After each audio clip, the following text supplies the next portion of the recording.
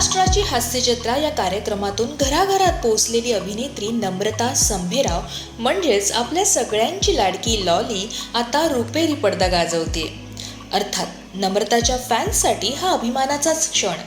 कॉलेजमधील एकांकिका स्पर्धांपासून ते आजच्या 70 mm पडद्यापर्यंतचा नम्रताचा प्रवास हा खरंच वाखाणण्याजोगा आहे. नम्रता ही अभिनेत्री म्हणून उत्तमच आहे आणि ते तिनं आपल्या पदरी आलेल्या अनेक छोट्या छोट्या भूमिकांमधून सिद्ध केलं. आणि म्हणूनच तर आज नाच ग घुमासारख्या सिनेमात तिनं केवळ मध्यवर्ती भूमिका साकारली नाही, तर अभिनयात मातब्बर असणाऱ्या मुक्ता बर्वेसमोर तितक्याच ताकदीनं अभिनय साकारत उभी राहिली.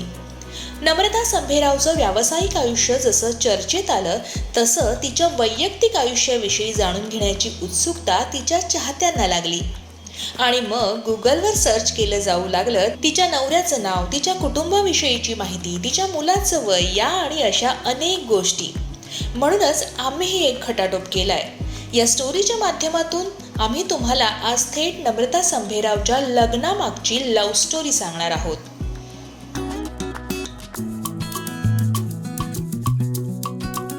तर आता आपल्यापैकी अनेकांना अभिनेत्री नम्रता संभेराव ही लग्नाआधी नम्रता आवटे आणि लग्नानंतरची नम्रता योगेश संभेराव आहे हे बऱ्यापैकी माहीत असेल.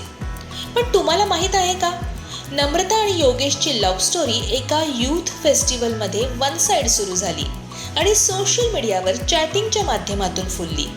चला तर मग आपल्याला खळखळून हसवणाऱ्या लॉलीची म्हणजेच आपल्या नम्रताची विकेट कशी पडली ते जाणून घेऊया.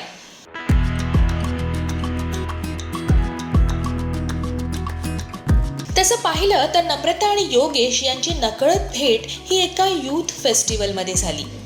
तसं नम्रतानं योगेशला त्यावेळी पाहिलं नसलं तरी योगेशची विकेट मात्र नम्रताला पाहता क्षणीच पडली होती. कशी? तर त्या वर्षी त्या यूथ फेस्टिवलमध्ये अनेक महाविद्यालयांनी आपापल्या एकांकिका साकारल्या होत्या. सभागृह गच्च भरलं होतं. त्या गर्दीत आपापल्या मित्रमैत्रिणींसोबत मजामस्तीत दंग होते तेव्हाची नम्रता आवटे आणि योगेश संभेराव. नम्रतानं आपल्या अभिनयाच्या माध्यमातून बहुधा तेव्हा जोरदार बॅटिंग करायला सुरुवात केली होती. MD कॉलेज तसं एकांकिका गाजवणारं कॉलेज, त्यांनाही जिंकण्याची भूक कायमच. म्हणूनच नम्रतासारखे अनेक मराठीतले गाजलेले कलाकार MDनं दिलेत. असो, तर तेव्हा त्यावेळी यूथ फेस्टिवलमध्ये एकांकिकांमध्ये पहिला मान पटकविला होता तो MD कॉलेजनं. जसं MD कॉलेजचं नाव घेतलं गेलं तसं तिथं उपस्थित सगळ्या मुलामुलींनी एकच कल्ला केला. तेव्हा त्या MDच्या कल्ला करणाऱ्या मुलांमधील एका मुलीवर मागच्या रांगेत बसलेल्या योगेश संभेरावची नजर खेळली. अर्थात त्यामागे एक कारण होतं, कारण याच मुलीनं थोडा वेळ आधी आपल्या फाड अभिनयानं सभागृहात उपस्थित साऱ्यांना थक्क केलं होतं.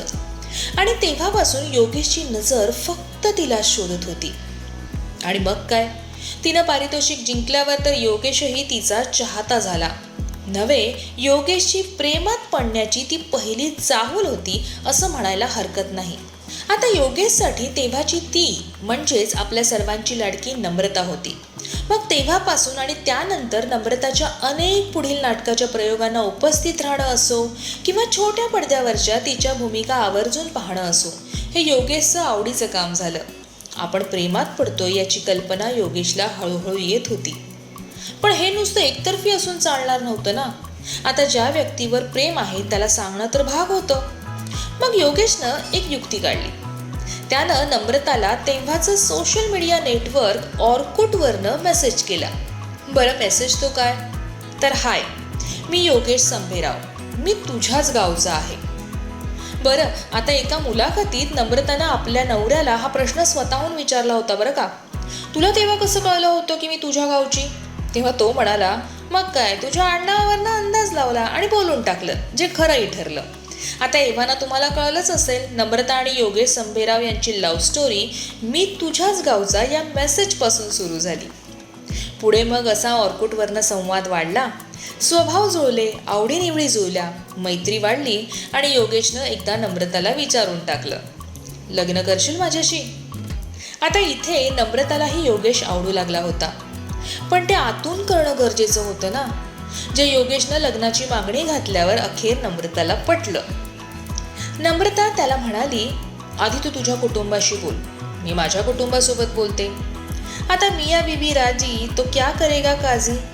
कुटुंबानं हसत हसत या लग्नाला परवानगी दिली आणि अखेर 2013 मध्ये नम्रता आवटे सौ नम्रता योगेश संभेराव झाली.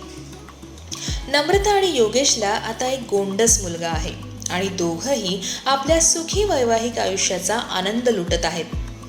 कमेंट बॉक्समध्ये कमेंट करून नक्की कळवाल की तुम्हाला नम्रता आणि योगेशची ही लव्ह स्टोरी कशी वाटली.